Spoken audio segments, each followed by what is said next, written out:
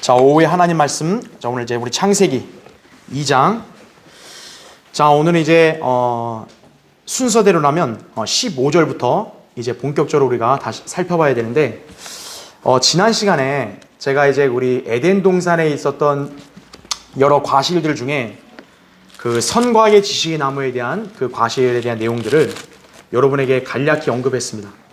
근데 사실 이거는 어떻게 보면 좀 많은 성도분들의 관심이기도 하죠. 이 나무의 정체가 뭐고, 그리고 여러분도 한번 이 생각을 해보세요.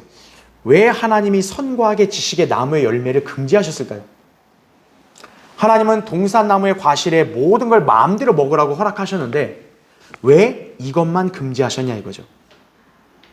근데 일반 대다수의 교회들은 여기에 담겨있는 진리를 몰라요. 그냥 먹지 말라니까 안 먹는 건데 먹어서 그냥 죄가 들어왔다, 이거밖에 모르는 거예요.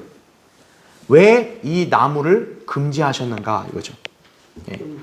그걸 통해서 이제 우리가 또 한번 볼 것은, 아담과 이브가 타락하기 전과 분명히 타락한 이유는 다를 거 아니에요. 현재 우리 인간과 최초의 에덴 동산의 아담과 이브의 상태는 분명히 달랐을 거라고요. 근데 왜 어떻게 바뀌었는가 궁금하잖아요. 오늘 여러분 이게 성경적으로 한번 살펴보는 시간을 가지러 갑니다. 자, 먼저 우리가 하나님 말씀을 볼게요. 여러분 창세기 2장 16절 17절 한번 먼저 볼게요. 주 하나님께서 그 사람에게 명령하여 말씀하시기를, 동산의 모든 나무에서 나는 것을 내가 마음대로 먹을 수 있으나 선과 악의 지식의 나무에서 나는 것은 먹지 말라. 내가 거기서 나는 것을 먹는 날에는 어떻게 돼요? 반드시 죽으리라 하죠. 예외가 없어요. 자, 일단 먼저 이걸 하기 전에 교환을 먼저 보세요. 첫 번째, 자, 동산의 모든 나무에서 나는 것을 내가 마음대로 먹을 수 있으나 라는 말씀이 기록되어 있죠. 자, 아담은요 분명히 선과 악의 지식의 나무에서 나는 것만을 제외하고는 동산에 분명 여러 가지 과실들이 있어요. 그 과실을 적당히도 아니고 뭐예요? 마음대로 먹으라는 허락을 받았습니다. 자, 그러면 여기에서는 여러분이 한 가지 더 봐야 돼요. 자, 동산의 나무에서 나는 것은 내가 마음대로 먹으라 했기 때문에 우리가 지난 시간에 한번 배웠죠? 이 선과 악의 지식의 나무 열매만이 아니라 뭐도 있냐? 생명나무도 있죠. 그러니까 아담과 이브는 어때요? 생명나무의 과실도 먹을 수 있는 허락이 주어진 거예요, 분명히. 그렇죠? 자, 교환을 먼저 보세요. 괄호 1번. 하나님께서는 아담에게 동산의 모든 나무의 열매를 마음대로 먹을 수 있도록 허락하셨다라는 거죠. 여기서 마음대로라는 말은요, 영어로 freely라고 해서 신약적인 용어에서는 뭐냐? 값없이라는 말과 연관됩니다. 그러니까 여러분 여기서 봐야 될 게, 지금 하나님은 이 에덴 동산의 모든 과실들 있잖아요. 에덴 동산의 과실을 네가 마음대로 먹어라 그렇게 얘기했어요. 여기서 마음이라 얘기했을 때 영어로 이제 freely라고 얘기하는데요. 바로 이게 free가 뭐냐면 인간의 어떤 자유의지예요. 자유. 제한이 없는 거예요.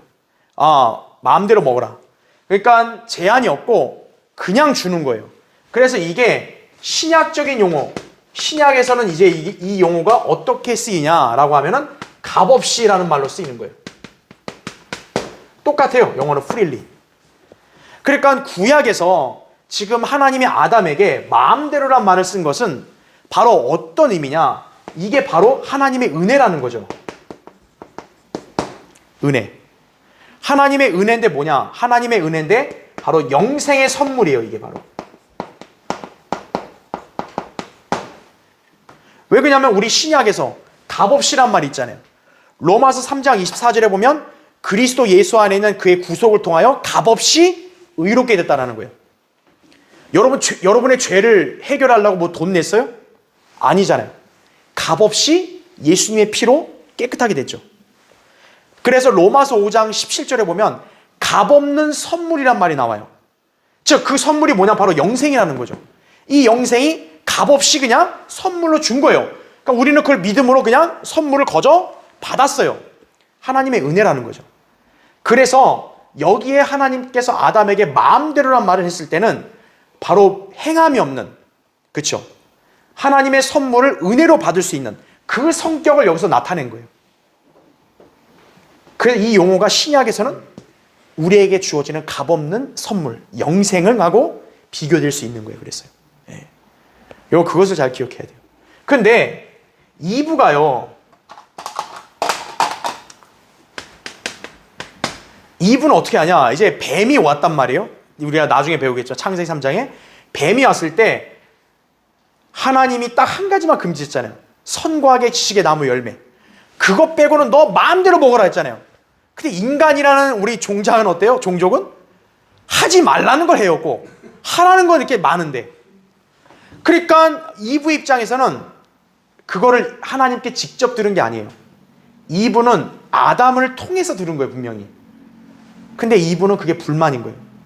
그래서 어떻게 하냐? 뱀이 딱 접근해 왔을 때 이브는 어떻게 하냐면 이 마음대로란 용어를 삭제해요. 하나님의 은혜를 어떻게 해버린 거예요? 삭제시켜버린 거예요. 이브는 어떻게 한 거예요? 동산나무 열매는 먹어도 된대. 근데 하나님이 저거는 먹지도 말고 만지지도 말래. 하나님은 만지지 말라는 말 한 적이 없거든요. 근데 이브는 추가하는 거예요. 이거 이제 다음 시간에 할 거예요. 자, 그래서 이브는 바로 이 마음대로란 용어를 삭제해버린 거죠. 자, 바로 이게 뭐냐? 오늘날 소위 일반 교회들이 갖고 있는 행위 구원론의 시초가 되는 거예요. 어떻게 보면 이 시대의 구원은 뭐예요? 값없이 받는 거예요. 누구든 마음대로 예수 그리스도를 믿으면 다 구원 받는 거예요. 근데 어때요? 이 나라 대다수의 교인들 또 이단 종파들은 이부처럼 이 하나님의 은혜를 나타내는 영생의 선물을 어떻게 한 거예요? 싹 지워버리는 거죠. 이부가 마음대로 한 말 뺐듯이 이 사람들도 값없이란 말을 빼는 거예요. 에이, 구원이 그래도 뭔가 있어야지. 그냥 받냐. 이렇게 되는 거죠. 예. 그러니까 여러분이 이 단어 하나가 얼마나 중요한지를 아셔야 돼요. 성경에서 좀 한 단어 좀 까먹을 수 있지 뭐 그거 갖고 그러냐. 그 한 단어로 완전히 교리가 달라져 버리는 거예요, 이게. 그걸 여러분 꼭 기억하셔야 된다, 그죠? 자, 그래서 하나님의 선물인 영생의 성격을 설명하는 것이다, 이거죠. 밑에 괄호 2번 보세요. 아담이 타락하기 전까지, 자 보세요. 영생은 어떻게 주어졌어요? 거저 주신 것이다, 이거죠. 생명나무의 과실을 먹을 때 아담이 무슨 힘든 거 아니에요. 분명히 여기도 허락이 된 거예요. 내가 마음대로 먹을 수 있다, 이거죠.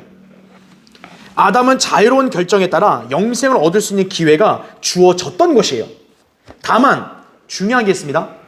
아담은 하나님께서 선과 악의 지식의 나무에서 나는 것은 먹지 말라는 말씀에 근거해서 시험을 통과한다는 전제하에 그 영생이 주어졌던 것이다, 그죠? 즉, 이 말이 뭐냐면 아담에게는 분명히 동산에 있는 생명나무도 마음대로 먹을 수 있었어요. 다만 한 가지, 하나님이 금지한 거 있잖아요. 선과 악의 지식의 나무에 나는 걸 먹지 말라는 그 말씀에 대해서 이제 아담은 이제 시험을 받을 거라고요. 그 시험을 통과하면은 이제 생명나무의 과실도 어때요? 먹을 수 있는 거예요. 그러면 이제 아담의 입장에서는 어떻게 되는 거죠? 영생을 얻는 거예요. 생명나무의 과실을 먹음으로써. 그럼 영원히 사는 거죠.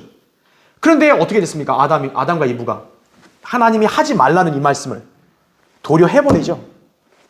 그래서 어떻게 해요? 생명나무의 과실이 먹는 게 금지돼 버린 거예요. 한번 3장 거기 보세요. 3장. 나중에는 한 번 더 하겠지만 3장 22절 보세요.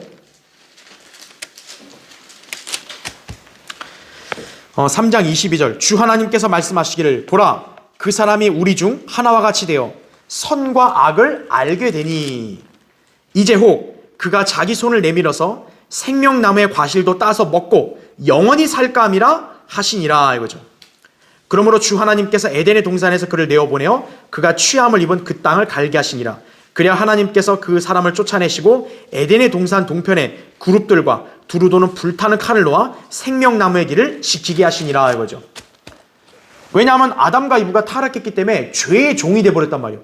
죄의 종인 상태에서 생명나무의 과실을 먹으면 그렇게 영원히 사는 거는 그건 하나님의 은혜가 아닌 거죠. 그래서 아담과 이브가 범죄했기 때문에 어때요? 생명나무의 과실이 금지가 돼버린 거예요.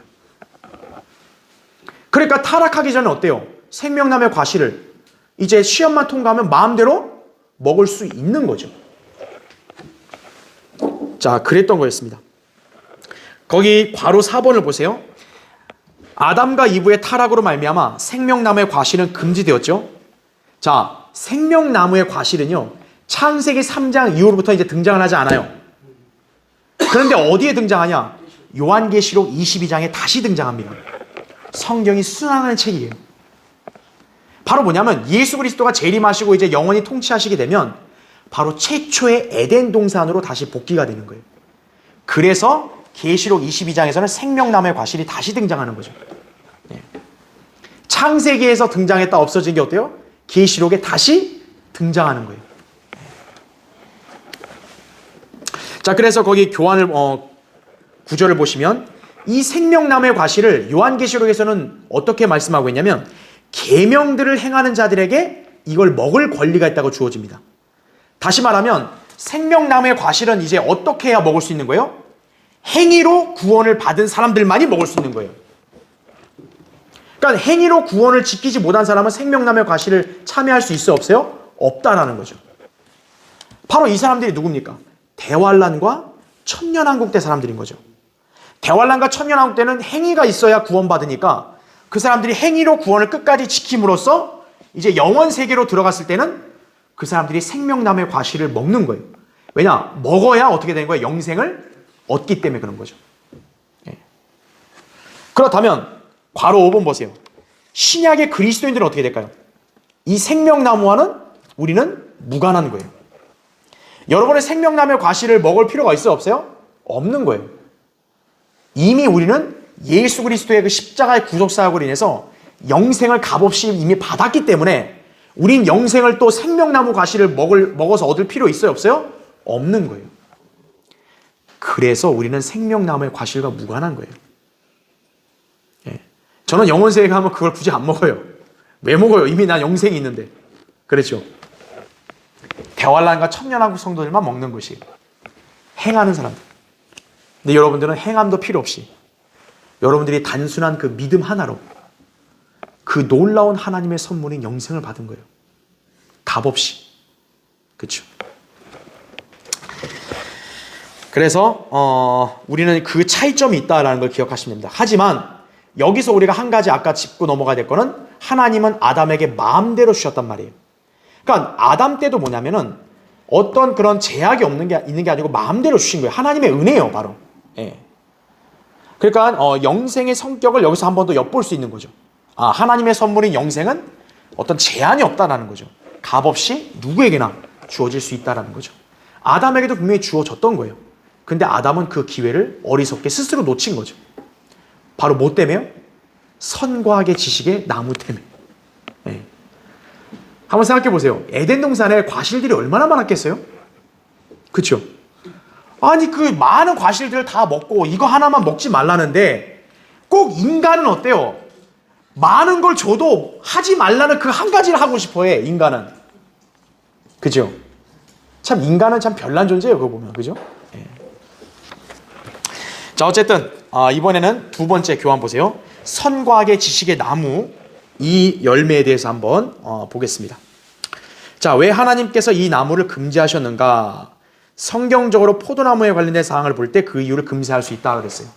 자, 한번 다시 한번 지난주에 했던 거를 간단하게 좀 언급을 하고 갈게요.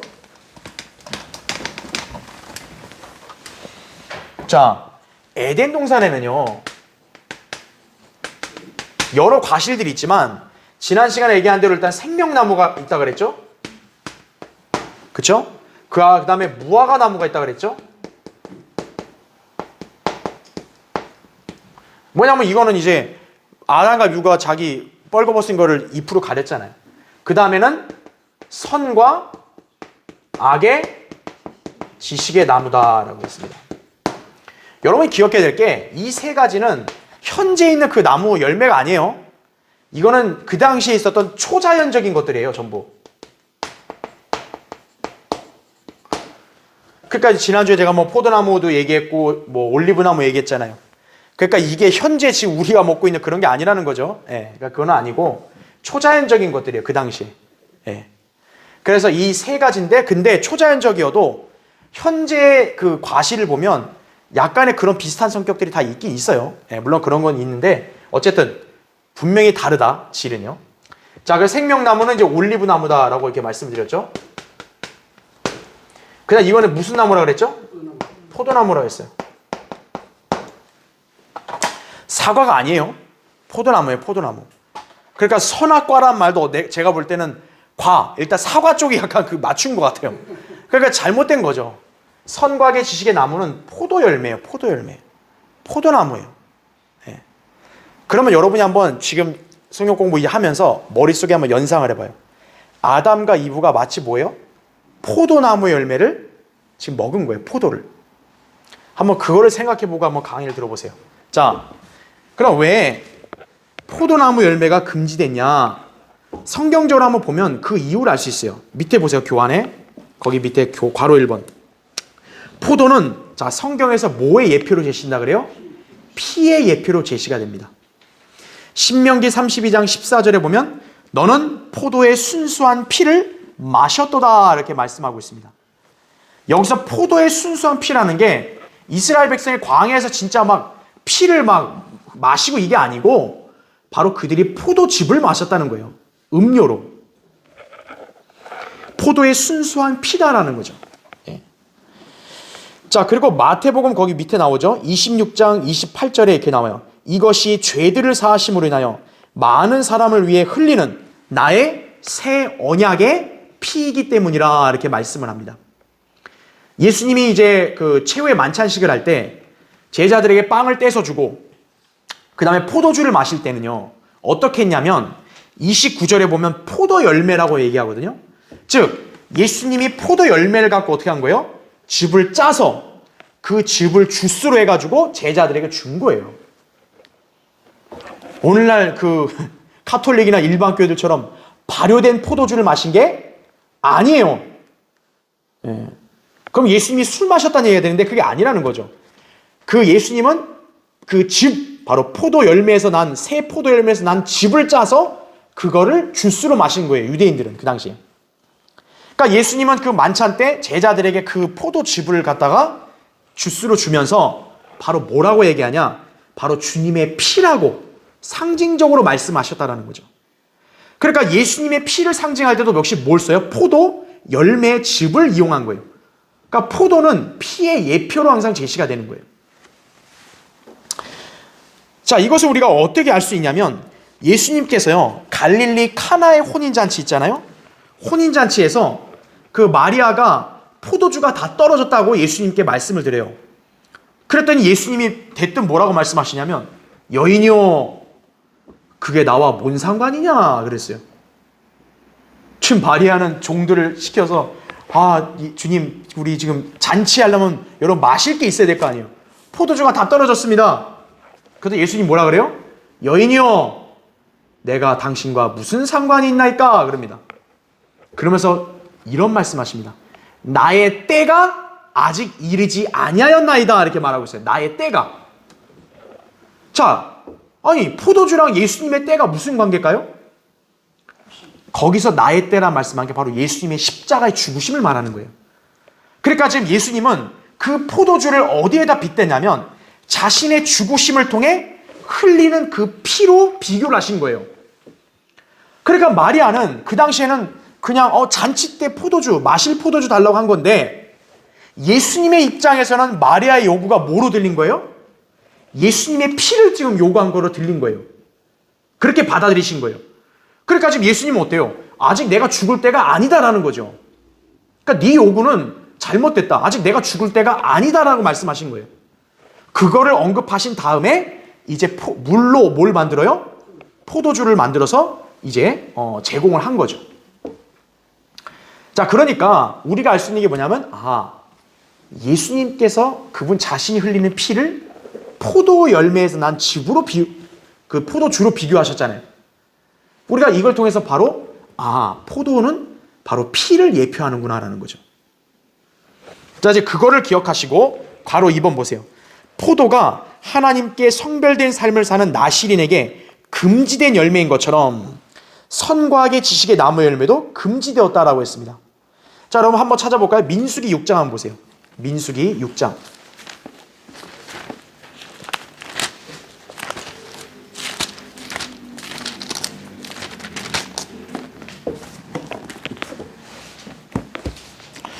자, 민수기 거기 6장 1절부터 제가 한번 읽을 테니까 잘 보세요.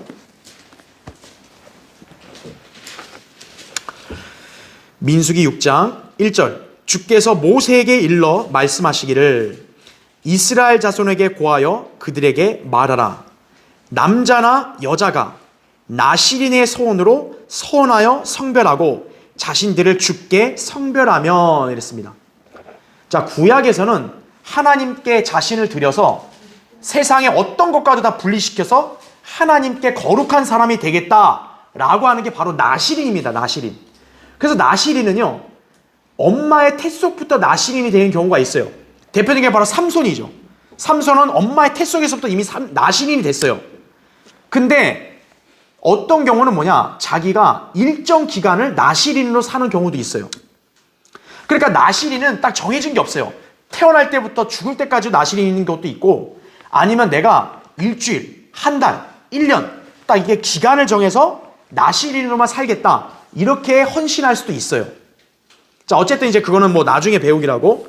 자, 그래서 이 나실인은 하나님께 성별됐기 때문에 거룩하잖아요. 이 거룩한 사람들에게 뭐가 요구되는지 보세요. 3절. 그는 포도주와 독주로부터 자신을 성별하고 포도주의 초나 독주의 초를 마시지 말 것이며 포도로 담근 어떤 술도 마시지 말고. 자, 보세요. 뭐라 그래요? 날포도나 건포도도 먹지 말지니라 이거죠. 나실인에게는 그 말린 포도도 아예 허용이 안 되는 거예요. 아예 포도 자체를 입에 대지 말라 그래요. 4절 보세요. 자기가 성별하는 모든 날 동안은 포도나무에서 나는 것은 씨에서 껍질에 이르기까지 아무것도 먹지 말지니라 이렇게 말씀하고 있어요. 성경에서요, 하나님이 다른 어떤 음식에 대해서는 불결해서 먹지 말라는 것도 있지만 다 웬만하면 먹게 하는데, 유일하게 성경에서 금지하는 과실이 뭐냐? 바로 포도나무 열매예요. 이 포도나무 열매는 지금 여기서 나실인에게는 절대적으로 금지가 됐죠. 그러니까 여러분이 그걸 한번 생각해 보세요. 하나님이 나실인에게 그걸 금지했어요. 근데 성경에서 또 금지한 나무가 뭐예요? 선과 악의 지식의 나무 열매예요. 그럼 결국 그 두 개가 똑같다는 것을 우리가 알아볼 수 있는 거죠. 자, 실제로 포도가 예표하는 그 피 보세요. 피도 어때요? 성경 전체에서 유일하게 먹지 말라는 경고가 나옵니다. 성경에서 피를 먹지 말라는 거는 율법에만 있는 게 아니고 율법 이전에도 있고요. 또 율법 이후에 지금 교회 시대에도 어때요? 피째 먹지 말라는 말씀이 있어요. 그러니까 우리 성도들은 어때요? 절대 피를 생으로만 마시고 이런 건 안 된다는 거죠. 그런 성경적인 게 아니에요. 비성경적인 거예요. 하나님이 금지시킨 거예요. 그러니까 좀 이상한 그 사이비 집단들이 어떻게 해요? 뭐 충성맹세한다고 뭐 피 마시고 하잖아요. 그게 바로 그 뭐 마귀짓 하는 거예요, 그게. 그래서 성경 전체에서도 피는 먹지 못하도록 금지가 됐다라는 거죠. 율법 이전, 율법 시대, 율법 이후까지. 자, 왜 피가 금지됐냐라는 거죠. 왜 포도 열매가 금지됐냐 이거죠. 왜 선과 악의 지식의 나무가 금지됐냐 이거죠. 바로 세 개가 밀접하게 연관되어 있기 때문에 그러는 거예요. 그래서 우리는 선과 악의 지식의 나무 열매는 포도나무 열매다라는 것을 성경적으로 찾아볼 수 있는 거예요. 그래서 자, 근데 보세요. 거기 동그라미 1번 보세요. 로마 카톨릭은요, 매주 일요일 아침에 미사를 행하면서요, 포도주를 그리스도의 실제 피라고 여기면서 마시고 있어요. 자, 이 사람들이 얼마나 웃긴 사람들이에요? 성경에서 피를 먹지 말라는데 자기들이 포도주를 마실 때 어때요? 야, 이건 예수님의 피다. 우린 지금 예수님의 피를 드링크하고 있다 이거죠. 피를 먹는 그런 저주받는 일을 로마 카톨릭은 스스로 하고 있는 거예요. 지금도 스스럼 없이. 마치 누구랑 똑같냐? 예수님 당시에요. 예수님께서 내 살과 내 피를 먹고 마셔야 된다고 했을 때 유대인들이 어땠어요? 그 당시에 그거를 문자적으로 다 받아들였죠. 야, 어떻게 예수님의 살을 뜯어먹고 예수님 피를 어떻게 마셔? 예수님은 그걸 영적인 말씀을 하신 건데 그때 유대인들은 어때요? 그걸 문자적으로 받아들였죠. 로마 카톨릭이 바로 지금 그대로 똑같이 하고 있는 거예요. 문자적으로 받아들이는 거예요. 자, 그 다음 페이지 보세요. 하지만 2번 보면 유대인들은 피를 마시는 것에 경악스러워하며 거부했다고요. 그러니까 유대인들이 그때는 무식했지만 최소한 뭘 알고 있었냐면 예수님이 내 살과 내 피를 먹고 마시라 그러니까 무슨 말도 안 되는 소리, 어떻게 사람의 피를 어떻게 마셔? 그 사람들은 그렇게 경악을 했단 말이에요. 근데 가톨릭 교도들은 어때요? 거침이 없어요. 아니, 포도주가 예수님 실제 피라고 하면 사람이 피를 마신 거 아니에요? 그럼 그걸 끔찍해야 되는데 어때요? 생각이 없어요. 그냥 예수님 피래? 그래, 마시자. 꿀꺽꿀꺽 다 마시는 거예요. 그것도 어떤 포도주를 마셔요? 포도즙이 아니라 발효된 그런 묵은 포도주를 예수님의 실제 피로 이렇게 간주하면서 먹고 있다는 거죠. 그들은 매번 스스로를 저주하고 있는 거예요. 고린도전서 11장 29절에 따르면 합당치 않게 잔을 먹고 마시면 저주받는다 그랬거든요. 바로 그들은 저주받는 짓을 하고 있는 거예요, 지금. 그 다음에 보세요. 3번. 게다가 그들이 마시는 포도주는 결코 예수님의 피를 상징할 수가 없어요. 성경에서 포도나무는 예수님을 상징하는 참 포도나무가 있는 반면 또 뭐도 있습니까? 거짓 포도나무도 있어요. 그러니까 여러분이 이걸 잘 아셔야 돼요. 이 포도나무를 얘기할 때요.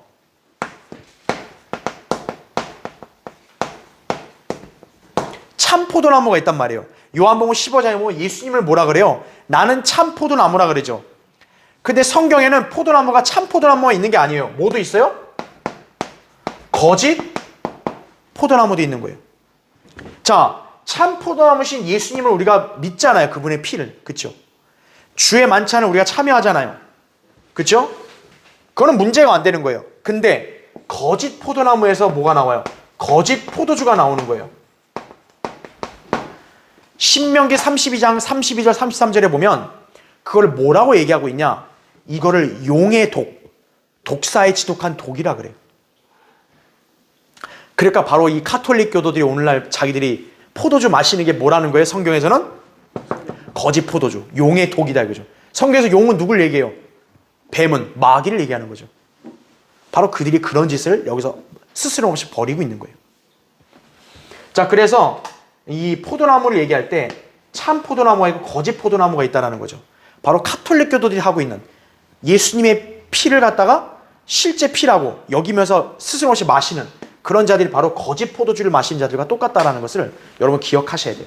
우리는 예수님의 피를 믿는 사람들이지 우린 지금 예수님의 피를 실제로 마셔서 구원받은 사람들이 아닌 거죠. 분명히. 우리가 주의 만찬하는 것은 기념하는 거죠. 내가 예수님 피를 믿어서 제사함 받았다는 것을 내가 기념하기 때문에 마시는 거지 무슨 그걸 갖다가 예수님 피라고 실제 여기면서 마시는 건 아니라는 거죠. 우리는 절대로. 그래서 그들과 우리는 다른 거예요. 그래서 우리의 반석은 참 반석이신 예수 그리스도고 그들의 반석은 거짓 반석인 베드로죠. 그렇죠. 가톨릭은. 그걸 여러분이 잘 기억을 해야 합니다. 자, 그래서 밑에 동그라미 4번에 나오죠. 그리스도인이 실행하는 참된 주의 만찬식에서 예수님의 피를 상징하는 포도주로는 새 포도주, 즉 순수한 피를 예표하는 포도나무에서 난 열매에서 짠 포도주스를 사용한다는 거죠. 그래서 우리 교회도 주의 만찬식을 할 때 어때요? 포도주스를 사용하는 거지 우리는 발효된 포도주를 사용하지 않는다는 거죠. 그리고 그것은 어디까지나 기억하는 영적인 의미일 뿐 결코 예수님의 실제 피를 마시는 것으로 믿지 않는다라는 거죠. 만약에 우리가 주의 만찬식 할 때 포도주를 예수님 피예요 하면서 실제로 마셨다고 생각해봐요. 그럼 우리는 피를 마신 죄를 진 거예요. 전부 다. 잘못된 거죠. 그래서 우리는 기억해야 돼요. 우리는 참 포도나무신 예수 그리스도의 피를 믿는 사람들이다 이거죠. 그러니까 그들과 우리는 엄연히 다른 존재예요. 그리고 여러분이 기억해야 될 게 왜 포도 열매를 금지했냐? 바로 하나님은 피를 먹는 것을 금지했다 이거죠. 바로 그 피의 예표가 뭐예요? 포도 열매란 말이에요. 그래서 포도 열매의 그런 주를 먹는 것을 금지했다라고 여러분이 알고 계시면 되겠습니다. 자, 이제 세 번째 보세요. 자, 이제부터가 이제 중요한 내용인데 선과 악의 지식의 나무가 초자연적인 포도나무라고 했을 때 최초의 인류가 이 나무의 열매를 먹었다면 자, 거기 잘 표시해 놓으세요. 곧 뭐를 먹은 것 같아요? 피를 상징하는 포도 열매를 먹은 것과 같다라는 거죠. 제가 아까 얘기했죠. 아담과 이브가 실제 선과 악의 지식의 나무 열매를 먹었을 때 포도를 먹었다고 생각해봐요. 그럼 포도가 피를 상징하니까 하나님의 관점에서는 그들이 지금 뭘 먹은 것과 똑같은 거예요? 피를 먹은 것과 똑같다라는 거죠. 그럼 우린 여기서 이 관점을 하나 도출할 수 있겠죠. 아담과 이브가 바로 피가 언제 생겼다라는 거예요? 선과 악의 지식의 나무의 열매를 먹는 순간 피가 생겼다라는 거예요. 우린 바로 그 결론을 여기서 하나 볼 수 있는 거예요. 그 말인즉 거꾸로 말하면 아담과 이브가 타락하기 전에는 피가 있었다는 거 없었다는 거예요. 붉은 피가 없었다는 거죠.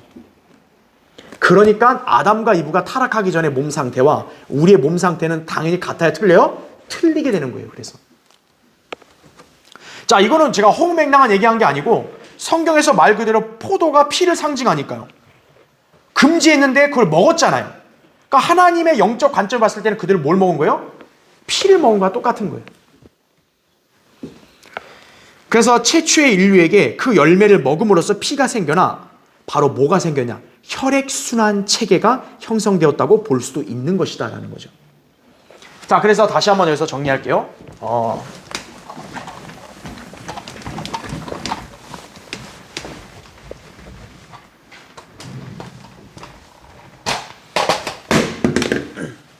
자, 왜 성경에서 이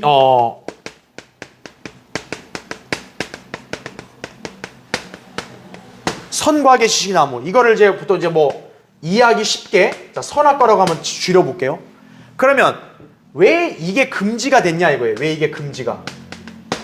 바로 이 나무가 바로 뭐냐면 포도나무인데 초자연적인 이 포도가 바로 뭘 상징한다는 거예요? 피를 상징한다는 거죠. 하나님께서는 피를 먹는 걸 금지하셨는데 이들은 어떻게 한 거예요? 피를 먹은 거죠. 이 상징하는 포도 열매를. 그렇게 먹음으로써 어떻게 된 거예요? 이제 피가 형성됐다라는 거죠. 그러니까 왜 선과 악의 신념을 금지했냐? 바로 피를 먹은 거예요. 그래서 결국 어떻게 된 거예요? 이 사람들이 이 포도를 먹음으로써 피가 생긴 거예요. 그 피는 바로 문제가 있는 거죠. 죄성이 있는 붉은 피죠. 그럼 많이 생각해 보세요. 아담이 피가 없으면 그럼 어떻게 살았죠? 인간은 피 없으면 죽잖아요. 근데 아담과 이브는 분명히 살았단 말이에요. 그럼 아담과 이브의 몸에는 혈액순환 체계가 아니라 뭐가 있었냐? 바로 물이 있었던 거예요. 물. 즉 아담과 이브가 타락하기 전에는 혈액순환 체계가 아니라 무슨 순환 체계요? 물순환 체계로 살았을 것이다. 우리가 이것을 가장 적절하게 추론해 볼 수 있는 거예요. 그런데 어떻게 된 거예요? 물은 맑잖아요. 여기에 근데 이걸 먹으니까 어떻게 된 거예요? 이 물이 뭐로 바뀌어요? 피로 바뀌는 거죠. 피의 혈액순환 체계로 바뀌어버렸다라고 볼 수가 있는 거죠. 자, 왜 그게 근거가 있는지를 한번 설명을 드릴게요. 성경에는요, 물과 피의 연관성이 굉장히 많습니다. 한번 예를 들게요. 구약 성경에서요, 최초의 공개적인 기적이 뭔지 혹시 아세요? 구약 성경에서 최초의 공개적인 기적. 출애굽기에 보면은 모세가 물을 뭐로 바꿔요? 피로 바꾸는 게 성경에서 공개적으로 나타난 기적이에요. 구약에서 최초로. 물론 막대기로 뱀을 잡는 것도 했지만 그거는 모세가 하나님과 있을 때 한 거고 실제로 공개적으로 거기 공개적으로 나타낸 기적은 뭐냐? 첫 번째 기적이 물을 뭐로 바꿔요? 피로 바꾼 거예요. 구약에서. 구약에서 바로 최초의 공개적 기적이다라는 거죠. 이게. 모세가 물을 뭐로 바꿨다요? 피로 바꿨다라는 거예요. 구약에서의 최초의 공개적 기적이에요. 그러면 이번에는 신약으로 넘어가 볼게요. 신약에서의 최초의 기적이 뭔 것 같으세요? 아까 제가 얘기했어요. 요한복음 2장에서 예수님이 카나 혼인잔치에서 물을 뭐로 바꿔요? 포도주로 바꾼 게 신약에선 최초의 기적이에요. 그러니까 이 신약의 최초의 기적은 뭐냐? 바로 예수님께서 뭐로 바꿉니까? 물을 포도주로. 그럼 대비해 보세요. 구약의 최초의 기적도 뭐예요? 물에서 피. 신약에서 최초의 기적도 뭐예요? 포도주. 포도주는 근데 뭘 상징했어요? 피를 상징했죠. 이게 물과 피의 밀접한 연관성인 거예요. 바로 뭐예요? 구약과 신약 성령님께서 최초의 기적을 말할 때 바로 뭐가 뭐로 바뀐 거예요? 물에서 피로 바뀐 거다라는 거죠. 이걸 통해 성령님이 우리가 알려주시는 게 뭐예요? 바로 인간도 원래 체계가 물에서 뭐로 바뀐 거예요?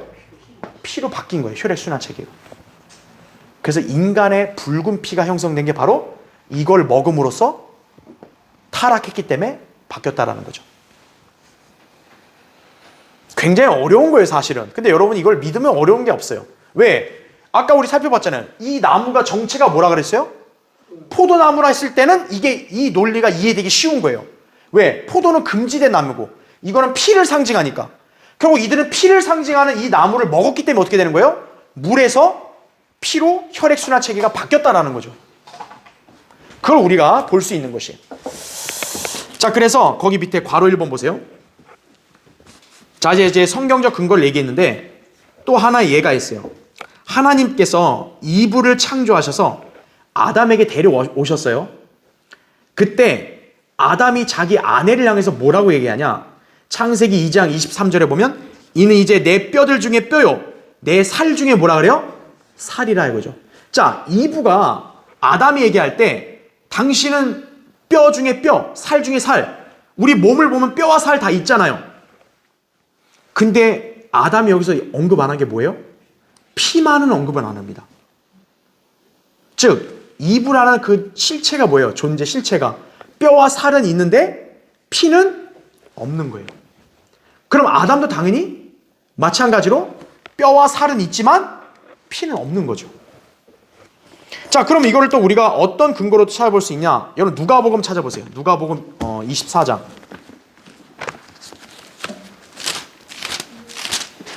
누가복음 24장.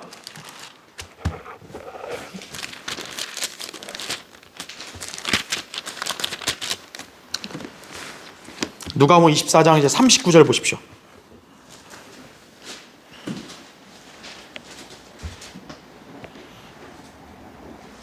자, 이제 예수님이 부활하셨는데 제자들이 아직 그걸 온전히 믿질 못하는 거예요. 그러니까 예수님을 보면 막 불안해하고 공포했던 거예요. 이게 혹시 뭐 유령인지 뭔지 그래가지고. 그러니까 예수님이 나타나실 때 이렇게 말합니다. 거기 36절부터 보세요. 그들이 이 말을 하고 있는데 예수께서 친히 그들 가운데 서서 그들에게 말씀하시기를 너희에게 평강이 있을지어다 라고 하시더라. 그러나 그들은 놀라고 무서워서 어떤 영을 보고 있다고 생각하니 이거죠. 그러니까 오늘날 따지면 뭐예요? 그냥 귀신처럼 본 거예요. 그냥 예수님 죽었는데 왜 갑자기 이렇게 나타났지? 근데 보세요. 거기 38절 주께서 그들에게 말씀하시기를 어찌하여 너희는 불안해하며 어찌하여 너희 마음에 의심이 생기느냐? 자, 이제 39절이 중요해요. 잘 보세요. 나의 손과 나의 발을 보라. 바로 나니라. 나를 만지고 보라. 영은 살과 뼈가 없지만 너희가 보는 바와 같이 자, 뭐라 그래요? 나는 있느니라 이거죠. 지금 부활하신 예수님의 몸은 살과 뼈가 그대로 다 있는 거예요. 근데 중요한 게 뭐예요? 예수님의 몸에는 뭐가 없어요 지금? 피가 없어요. 왜 없죠? 예수님 십자가에 죽었을 때 병사들이 어때요? 그분이 죽었는지 안 죽었는지 창으로 옆구리를 찔러봤잖아요. 찌를 때 피하고 물이 어때요? 다 쏟았죠. 예수님의 몸에는 피가 있어요 없어요? 없는 거예요. 우리를 위해서 속죄하기 위해서 피를 다 흘리셨죠. 근데 예수님 살아계시죠. 살과 뼈가 있죠. 아담이 뭐라 해서 이브에게? 뼈들 중에 뼈, 살 중에 살. 살과 뼈만 얘기하죠. 바로 부활하신 예수님의 몸. 타락하기 전에 아담과 이브도 역시 뭐예요? 그와 동일한 몸이라는 거죠. 바로 피가 없는 몸인 거예요.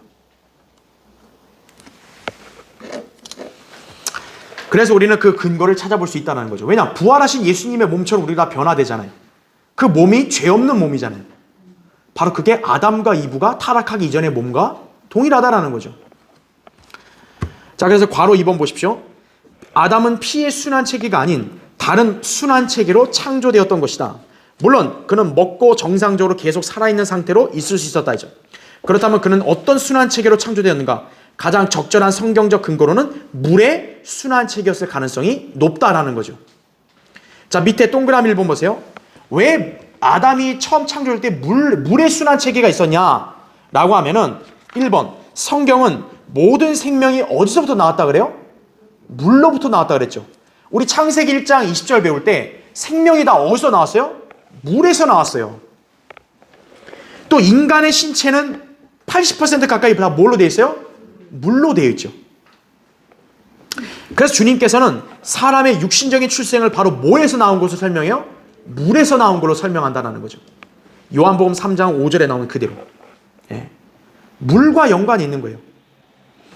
그 다음에 동그라미 2번. 이거는 제가 아까 설명했죠. 신구약 성경에서 최초로 등장하는 기적은 모두 뭐에서 뭐로 바뀐 거예요? 물에서 피로 바뀌었다는 거죠. 왜 성령님은 최초의 기적을 얘기할 때 하필 물에서 피를 바꾼 사건을 신약 구약에다 처음부터 언급했냐 이거죠. 바로 인간이 물의 순환체계에서 뭐로 바뀌어요? 피로 바뀌었다는 것을 암시해주고 있다는 거죠. 자, 동그라미 3번 보세요. 요한일서 5장 8절에서는 영과 물과 피가 일치함을 보여줍니다. 자, 요한일서 5장 7절은 삼위일체 하나님을 증거하거든요. 그래서 5장 7절에 뭐라고 얘기하냐? 하늘에서 증거한 이가 세 분이시니 아버지, 말씀, 성령이라 그랬어요. 그 다음에 8절에 뭐라고 얘기하냐? 땅에서 증거하는 것도 셋이다. 성령과 물과 그다음 뭐라고 하냐? 피라고 얘기합니다. 그러니까 물과 피는 뗄래야 뗄 수가 없는 거예요. 예, 일치한다는 거죠. 그러니까 피의 순환 체계로도 살았다면 물의 순환 체계로도 살지 못할 이유가 없는 거예요.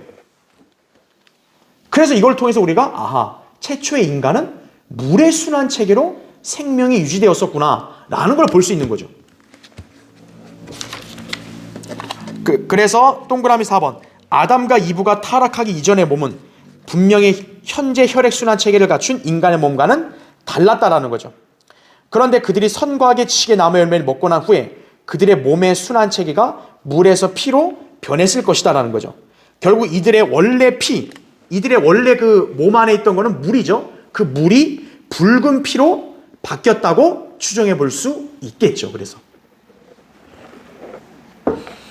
자, 그래서 괄호 3번. 이거 굉장히 흥미로운 이야기인데 보세요.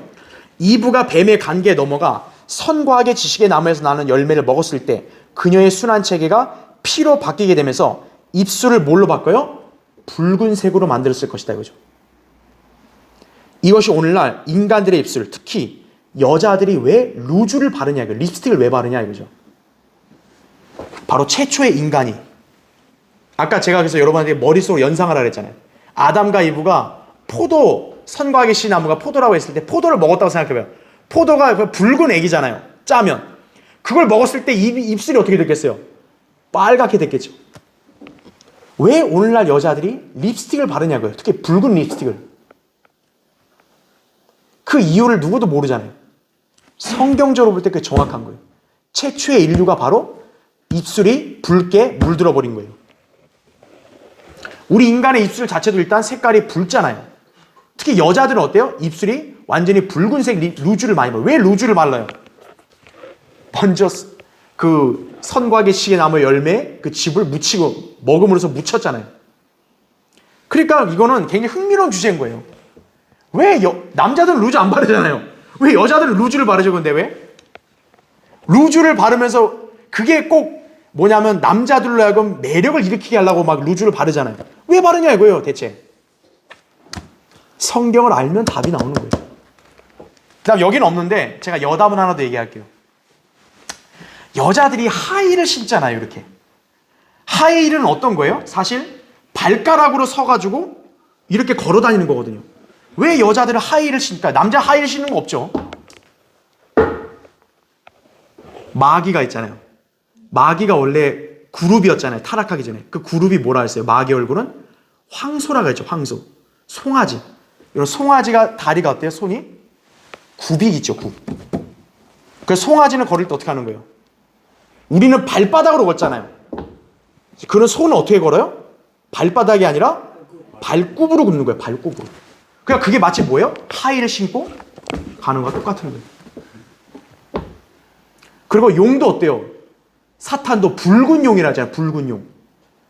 여러분 생각해 보셔야 돼요. 이브가 혼자 있을 때 딱 그 뱀이 온 거 아니에요. 뱀이 와서 딱 유혹을 해가지고 그거를 먹은 거죠. 그렇죠.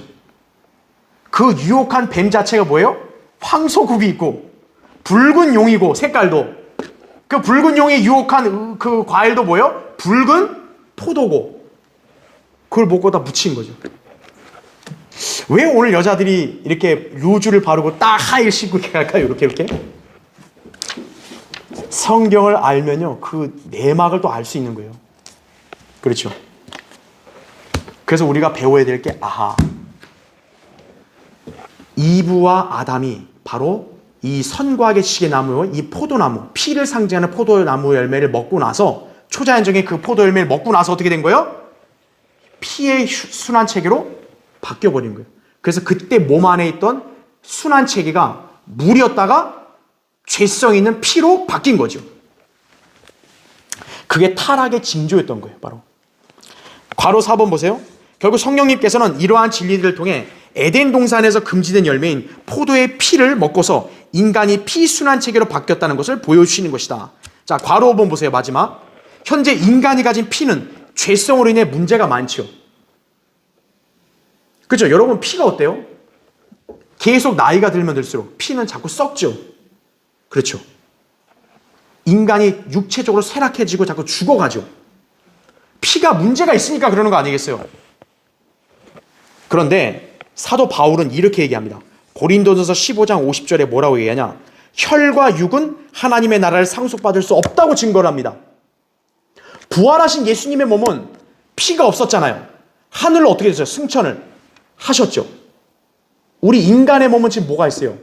피가 있어요. 하나님의 나라를 상속받을 수 없어요. 왜? 하나님께 적합한 몸이 아닌 거예요. 그럼 우리의 몸이 변모되면 예수님 몸과 같이 바뀌어야 되잖아요. 그러면 우리 몸에 있는 피가 어떻게 되겠어요? 다 쏟아져야 되는 거예요. 그래서 우리가 예수님이 공중에 오셔서 우리를 휴거시킬 때 우리 몸이 변화될 거 아니에요. 그때 살아있는 성도들의 몸은 어떻게 돼요? 예수님 몸처럼 바뀌면서 여러분의 피는 어떻게 되는 거예요? 다 쏟고 하늘로 올라가는 거예요. 그래서 라크만 목사님이 그 그린 그림에는요, 우리 휴거될 때 막 피가 막 곳곳에 낭자한 그림을 그린 거예요. 바로 왜 그러냐면 우리가 현재 이 피를 갖고는 하늘에 올라갈 몸이 아니기 때문에 우리의 몸이 변모돼서 하늘에 합당한 몸으로 바뀌게 되면 어때요? 현재 이 혈은 어때요? 육신적인 피는 다 쏟아버리고 올라가는 거예요. 그래서 우리가. 그래서 휴거될 때 피를 다 쏟고 간다고 말한 이유가 바로 그거예요. 여기 이 구절에. 바울이 지금 이 고린도서 15장 얘기할 때 휴거를 얘기하고 있는 거거든요. 근데 휴거를 얘기하는 그 문맥에서 혈과 육은 하나님 나라를 상속받을 수 없다 그래요. 지금 여러분의 현재 몸은 하늘나라에 적합한 몸이 아니에요. 갈 수가 없어요. 그래서 어떻게 하는 거예요? 피를 다 쏟아버리는 거예요. 예수님도 피를 다 없었잖아요. 피를 쏟고 예수님의 부활하신 몸과 같이 여러분도 다 변모가 되면 싹 올라가는 거예요. 그래서 그 올라갈 때 피를 다 쏟고 가는 거예요. 만약 우리가 이렇게 예배 드릴 때 주님이 오신다고 하면 어떻게 되는 거예요? 우리 교회에다 피가 낭자하겠죠. 전부 다. 위에 건물주가 아주 경악을 하겠죠. 그렇죠? 자, 그래서 부활하신 예수님의 몸과 타락하기 전에 아담과 이브의 몸도 동일하다 가정했을 때 바로 피가 없었다죠. 근데 현재 우리는 피가 있잖아요. 바로 언제부터 생겼겠어요? 저 금지된 열매를 먹음으로써 생기기 시작했다. 그렇게 봤을 때 금지된 열매는 바로 피를 상징하는 어떤 열매라고 볼 수 있는 거예요? 포도 열매라는 것을 알 수 있다는 거죠. 그러니까 이게 성경적으로 모든 게 맥이 맞아져 가는 거예요. 여러분 오늘 이 진리가 어려울 수 있어도 여러분 이거 그대로 믿으면 어렵지 않다라는 거죠. 여러분 그걸 통해서 참 이렇게 심오한 진리를 다시 한번 이렇게 잘 숙지하시기 바랍니다. 자, 기도하고 오늘 예배를 마치겠습니다.